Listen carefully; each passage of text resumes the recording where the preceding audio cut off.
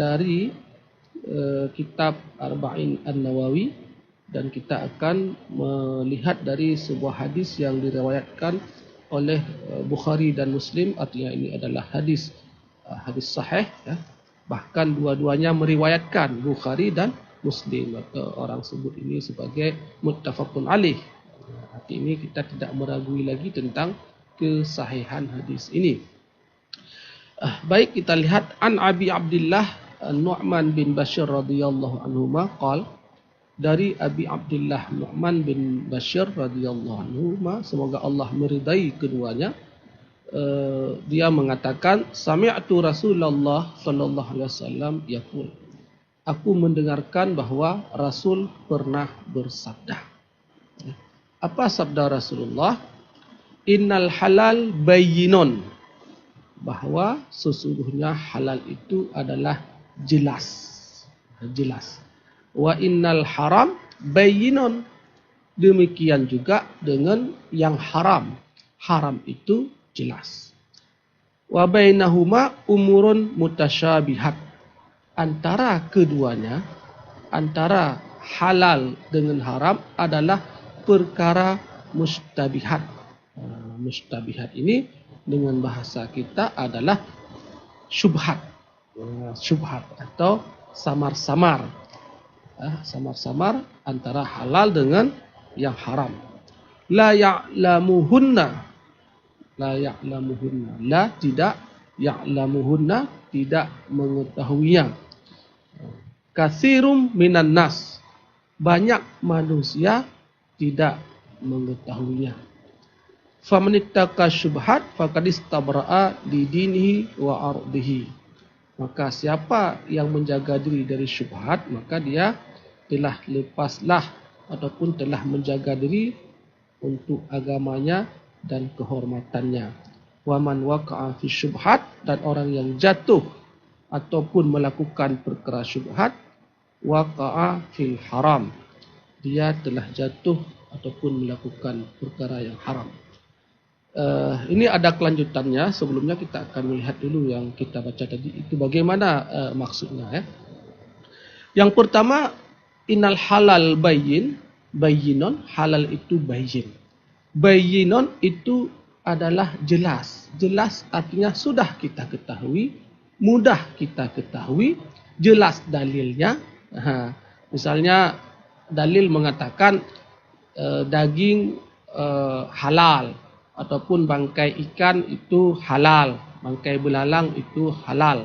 Itu kan ada hadisnya, ada ayatnya, ataupun ada dalilnya bahasa kita, kan? Karena dalil itu kalau dalam pemahaman kita ahlu sunnah wal jamaah, kan dalil yang utama itu adalah Al-Quran. Dalil yang kedua adalah as-sunnah. Dalil yang ketiga adalah ijma'. Sedangkan yang ijma' ini pun ada yang sedikit berbeda, tetapi orang bersepakat tentang ijma'nya para sahabat. Nah, yang keempat adalah qiyas. Ini pun sudah ada yang berbeda pendapat, ya. Tapi kebanyakannya ada yang mengatakan memang ada qiyas, karena kita tidak bisa menghindari qiyas, ya. Karena ada persoalan-persoalan baru yang belum ada ketentuannya, tetapi kita harus tahu hukumnya apa. Ini biasanya di qiyas, ya. Sebenarnya banyak lagi sumber-sumber hukum, bahkan mencapai 12, tetapi itu tidak disepakati oleh para mayoritas ulama. Tapi kita tidak membahas itu. Kita membahas tentang yang halal tadi. Ya, yang halal ini tentu ada dalilnya. Kita boleh makan daging lembu, gitu kan? Kita halal makan darah, haram makan darah, gitu kan? Kan halal, tidak boleh. Itu ada dalil dari ayat, dari hadis, ataupun ijma' misalnya. Kadang-kadang ada hukum itu lengkap dalilnya dari dalil ayat, hadis, dan ijma'. Ada juga yang mungkin cuma terdapat di ayat, ada juga yang cuma hanya terdapat di hadis. Jadi untuk menguasai ilmu agama, kita tidak boleh hanya menguasai Al-Quran saja misalnya, itu tidak bisa. Kenapa? Karena penjelasan di Al-Quran itu kadang-kadang masih umum, belum detail, belum ada penjelasannya. Nah, makanya salah satu fungsi hadis itu adalah menafsirkan Al-Quran, menjelaskan tentang Al-Quran. Kadang-kadang kita tidak paham. Ya, makanya kalau ingin menjadi ahli dalam agama ini harus belajar mendalam, tidak boleh hanya sepintas. Misalnya ingin jadi ulama cuma mendengar YouTube misalnya, nggak bisa. Tetapi untuk memperkaya ilmu bisa, menambah ataupun menguatkan. Ya. Tapi untuk menjadi ahli benaran tidak bisa. Itu harus berguru langsung, karena ada hal-hal yang memang kadang-kadang kita tidak mendapatkan penjelasan yang utuh kalau kita mendengarkan saja. Nah, kalau yang sudah jelas itu halal, maka boleh kita makan. Boleh kita makan daging, ya. Boleh kita makan ayam. Ya. Wa innal haram bayyin, dan perkara yang haram juga sudah jelas. Ada dalilnya. Tidak boleh bagi orang Islam, tidak boleh makan ya binatang, ya, tidak boleh makan B2, ya. Dan juga ini tidak boleh, ya tidak boleh, nggak perlu dipersoalkan lagi. Kan? Tetapi di sini ada yang menarik, ya. Orang kita Islam semua sepakat tidak boleh makan B2. Bisa enggan menyebutkan, kita sudah paham, ya. Semua sepakat karena itu haram. Tetapi kita ada yang lupa, kita sebenarnya suka makan haram, tetapi bukan dalam bentuk daging B2 tadi.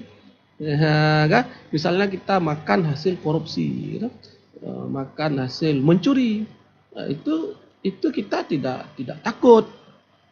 Ini menjadi aneh sekali, benar-benar aneh ini bagi kita umat Islam hari ini, takut sekali makan B2. Ya. B2 dalam tanda kutip, ya. Karena B2 bisa ditafsirkan ke mana, ini kita dalam perkara haram, ya. Tetapi jarang sekali takut makan harta korupsi, jarang sekali takut makan hasil manipulasi, hasil mencuri, hasil membuat laporan fiktif, hasil ya menipu orang lah. Dalam jual beli misalnya ada gharar, ada unsur-unsur penipuan. Bahkan tidak takut makan hasil perjudian. Orang main judi online, offline dan sebagainya, dia tidak takut makan. Kita kasih makan daging B2 tadi, enggak mau. Kenapa tidak mau? Haram. Ini kan aneh. Ada apa sebenarnya? Ini artinya kita umat Islam hari ini sudah lucu ini. Sudah lucu sekali ini.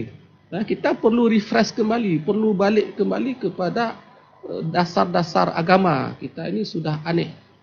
Ya. Wa bainahuma umurun mutasyabihat. Dan antara keduanya adalah perkara-perkara mutasyabihat. Nah, mustabihat atau mutasyabihat ini atau syubhat ini adalah perkara-perkara yang samar-samar. Kita tidak tahu aslinya ini ataupun dalilnya ini jelas tidak halalnya ataupun jelas tidak haramnya. La ya'lamuhunna katsirun minan nas. Kebanyakan manusia tidak mengetahui. Nah, di saat di sini dikatakan kebanyakan manusia tidak mengetahui hukumnya, bukan bermakna tidak diketahui. Tidak diketahui oleh kebanyakan, ya, tapi diketahui oleh sebahagian. Sebahagian tentu yang berilmu, yang menekuni, yang mau memperhatikan. Ya. Ada juga yang sebenarnya tahu, pura-pura tidak tahu. Pura-pura tidak tahu, abai ataupun cuek. Selama ada pemasukan, sudah ambil saja.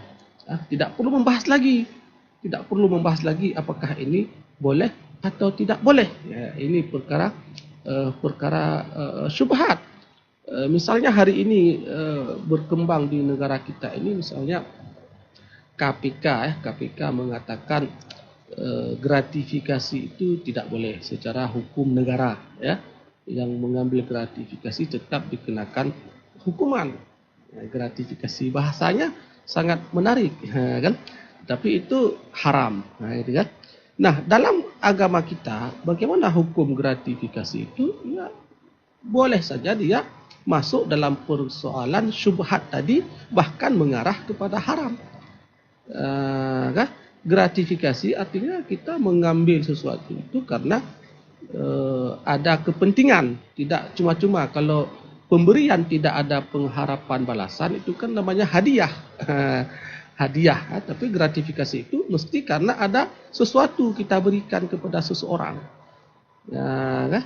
Makanya gratifikasi ini hampir tidak kita anggap lagi haram. Sehingga capek sekali KPK itu menerangkan tentang gratifikasi. Padahal dalam Islam itu sudah tidak boleh.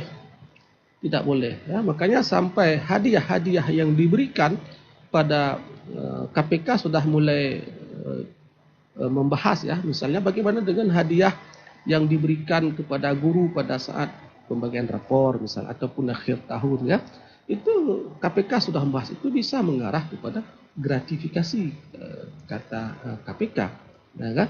Jadi ini mungkin awal benih ya. Awal benih kita menumbuh suburkan budaya korupsi ataupun gratifikasi karena kita memberikan sesuatu karena ada kepentingan. Kita mulai dari bahkan dalam lembaga pendidikan juga terlibat secara tidak sengaja dia ingin melakukan itu. Tetapi karena kenapa? La ya'lamuhunna katsirun minan nas. Kebanyakan kita tidak tahu. Alah, ini kan boleh, ya kan?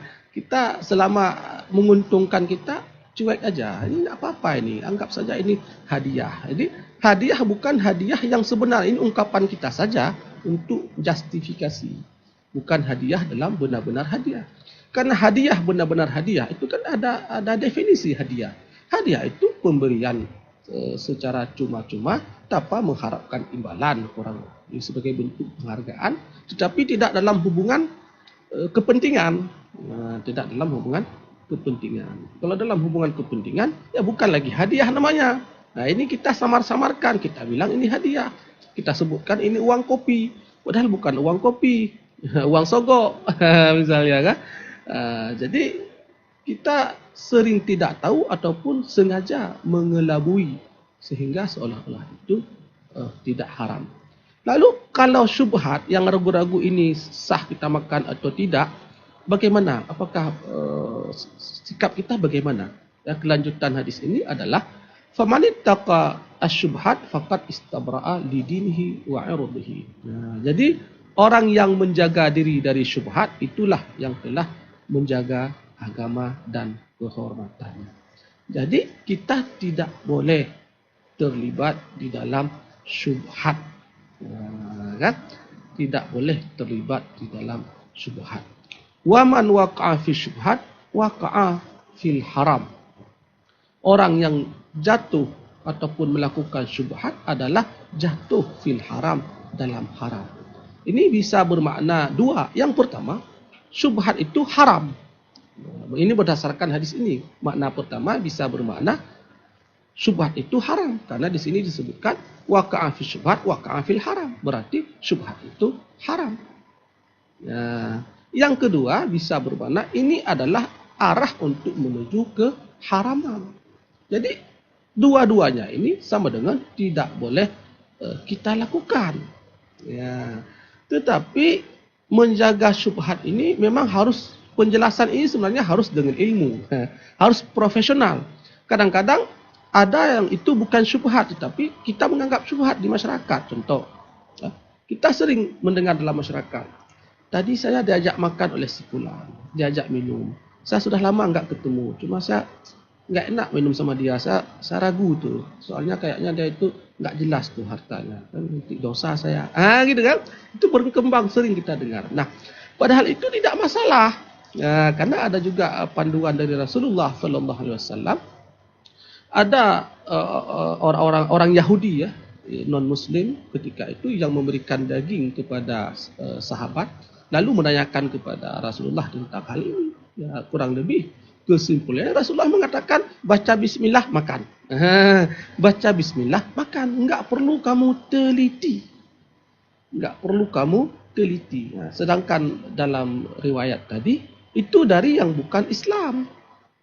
Nah, sekarang kita dalam sesama orang Islam, berarti tidak perlu meneliti jauh-jauh sekali. Itu tidak perlu.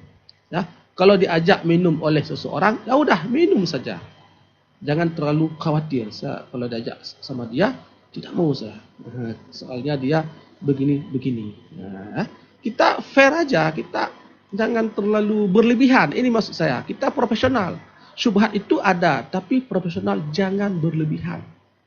Karena kalau berlebihan, kalau dalam ibadah itu kan ada istilah was-was, seperti orang berwudu nggak selesai. Ada berulang kali. Ada orang takbir sampai 7 kali belum masuk niat katanya. Ini kan sudah berlebihan. Bagaimana nggak masuk niat? Berarti ini dia orangnya was-was. Nah, jadi berlebihan seperti itu juga tidak boleh. Kita berprasangka baiklah kepada saudara-saudara kita. Kalau ada saudara kita memberikan kita makanan, ini bukan dalam persoalan sogok, bukan dalam persoalan gratifikasi. Artinya dalam hal sosial ya. Ada yang memberikan kita beras, ada yang memberikan kita makanan, tetapi tidak hubungan dengan pemilu. Maka ini profesional lagi. Kalau besok pemilu malam ini diberikan, tentu ini mengarah kepada ya politik uang. Nah, ini dalam hal yang biasa saja, udah makan aja, ambil aja, nggak perlu khawatir. Kita tidak bersalah. Jangan takut kita bersalah. Kita tidak bersalah. Tidak perlu meneliti. Apalagi orang tersebut misalnya ada orang mengajak kita ke rumahnya kenduri pesta. Nah, dan dia terkenal atau dikenal dia ada melakukan perbuatan haram.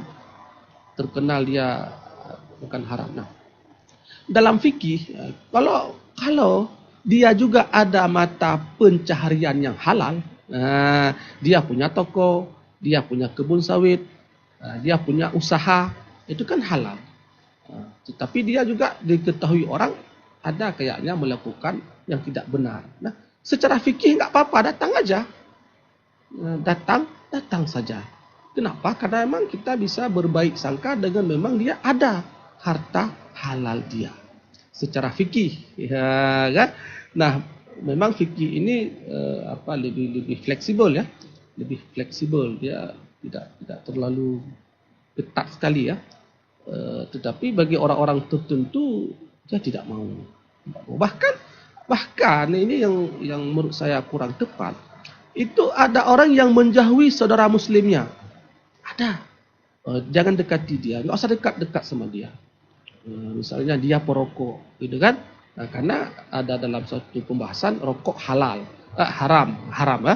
Dan dia berpendapat demikian, misalnya dia berpegang pada pendapat rokok haram. Nah, ada orang-orang tertentu jangan berkawan sama dia.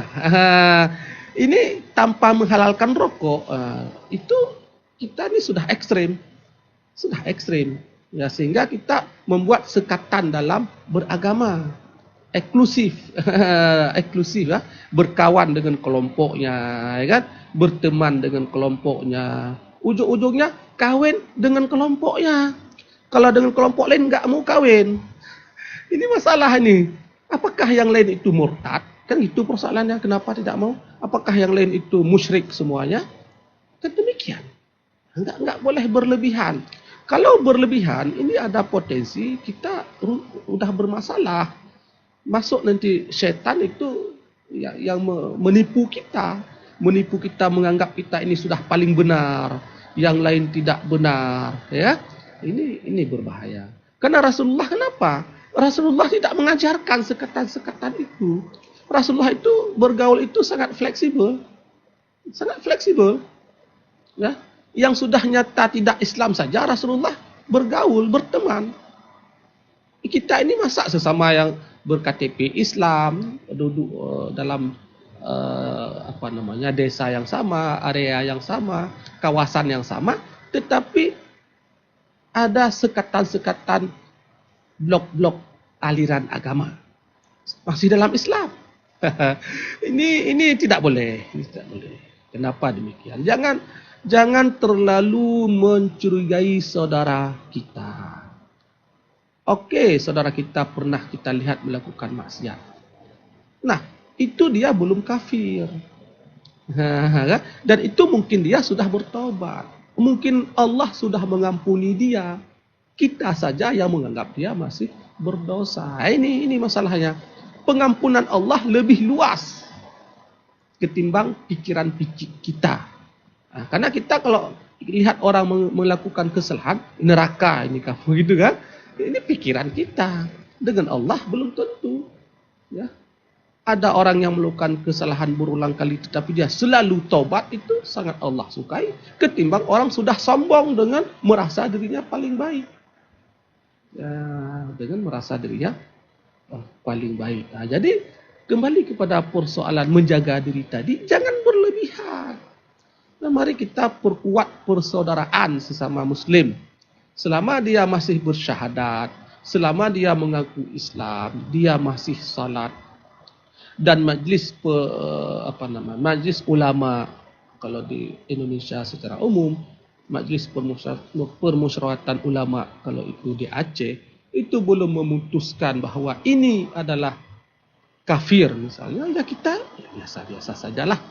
Ya, kan? Karena agama ini bukan dengan perasaan kita, ya, tetapi dengan dalil. Nah, begitu. Nah, dalil ini yang tidak semua orang mengerti. Dalil ini dipahami oleh orang-orang yang menekuni ilmu tentang dalil ataupun bahasa kita oleh ulama. Nah, jadi ulama itu kita selalu mengulangi, ulama itu selalu menjadi petunjuk. Ulama itu adalah pewaris Nabi. Tidak ada Nabi, inilah ulama. Nah, makanya kita jangan terjebak dalam upaya-upaya menjelek-jelekkan ulama. Nah, kadang-kadang ada usaha menggiring untuk masyarakat tidak suka kepada ulama. Ujung-ujungnya ketika ada yang melakukan pelanggaran-pelanggaran, tidak ada lagi yang menegur, ataupun ditegur tidak lagi didengar. Kenapa? Karena sudah selalu disalahkan. Ini bahaya sekali. Ya, jadi ulama itu adalah pewaris Nabi. Ya, karena mereka lah yang paham. Nah, kita lanjutkan hadis tadi. Karra'i yar'a haulal hima yushiku ayyaqa fihi. Nah, kita dilarang mendekati kepada syubhat. Karra'i seperti pengembala yang mengembala di sekitar sumur, misalnya kan, sumur yang dia takut jatuh ke dalamnya. Nah, kita bermain dalam perkara syubhat, perkara yang ini boleh atau tidak boleh, ragu-ragu, ini kita seperti bermain di pinggir sumur. Atau kalau kita umpamakan dalam bahasa kita yang lain, seperti kita mengembala gembalaan seperti kambing misalnya di pinggir sumur. Di pinggir sumur yang mana pasti yang secara tidak sengaja nanti terjatuh. Kalau memang kita pelihara dia di dekat dengan sumur, jatuh. Makanya kalau kita bekerja, kita harus pilih-pilih pekerjaan. Ini boleh. Pilih-pilih pekerjaan boleh. Seperti memilih pekerjaan yang lebih selamat agama. Ini kan boleh. Kenapa? Karena ada jenis pekerjaan yang mungkin mendekatkan kita kepada pelanggaran-pelanggaran. Misalnya ada lembaga ataupun tempat kerja yang kita tidak sempat salat, atau susah kali salat, ataupun enggak diberikan izin salat misalnya. Kalau sudah jelas demikian, ya kita sebaiknya mencari pekerjaan yang lain, karena bumi Allah itu luas, rezeki Allah itu luas. Nah, kalau memang gara-gara kita mempertahankan satu pekerjaan kita tidak bisa salat dengan tenang, bahkan sampai sering meninggalkan salat, ya ini harus kita keluar. Ya, ini bukan lagi syubhat, ini sudah haram, ya. Sudah haram. Bahkan hal-hal yang mengarah kita, misalnya terjadi pergaulan bebas, atau sering mengambil uang pungutan liar. Misalnya kan ada itu yang pungutan liar itu dikumpulkan satu orang di akhir bulan dibagi-bagi. Nah, kalau ada yang demikian, ya tidak boleh.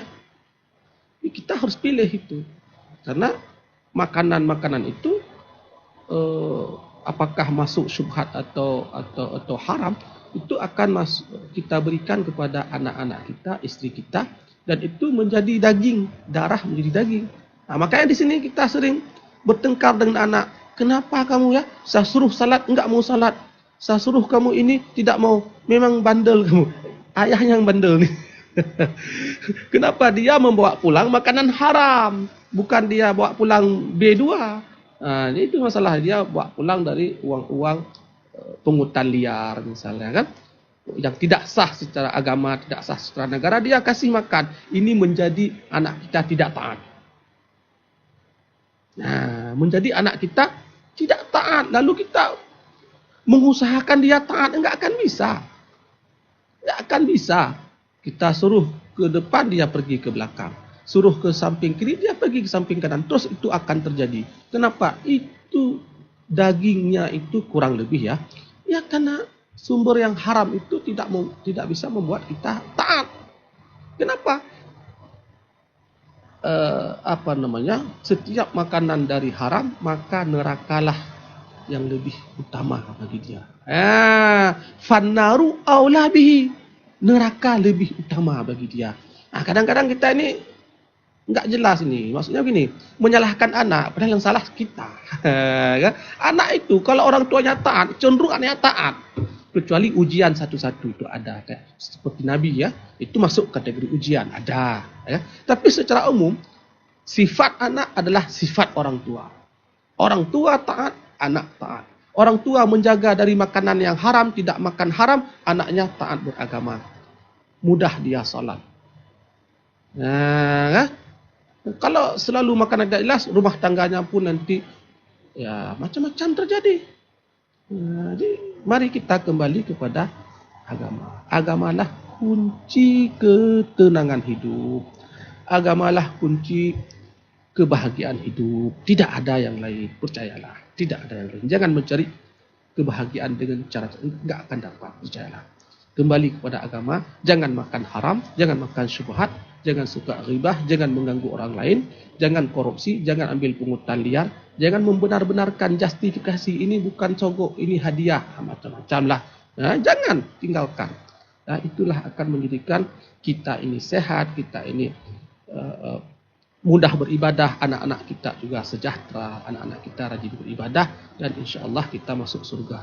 Bila sebaliknya, kita na'udzubillah min dzalik. Nah, hari ini ya, waktu kita terbatas, ini mohon maaf ya, memang bila ada yang kurang berkenan atau salah dalam menjelaskan, saya mohon maaf karena saya juga sedang belajar dan saya menerima kritikan untuk diluruskan. Tetapi pembahasan kita adalah dari kitab Hadis Arba'in karangan Imam Nawawi, dan ini hadis yang sahih yang kita baca ya. Wallahu a'lam bishawab. Assalamualaikum warahmatullahi wabarakatuh. Waalaikumsalam warahmatullahi wabarakatuh. Baik, pendengar, sudah kita dengarkan Tausiah Sore bersama Ustaz Saiful Azhar mengenai halal, haram, dan subhat. Baik, pendengar, untuk informasi kumandang azan maghrib wilayah Kota Loksmawe dan sewaktu pada pukul 18.40.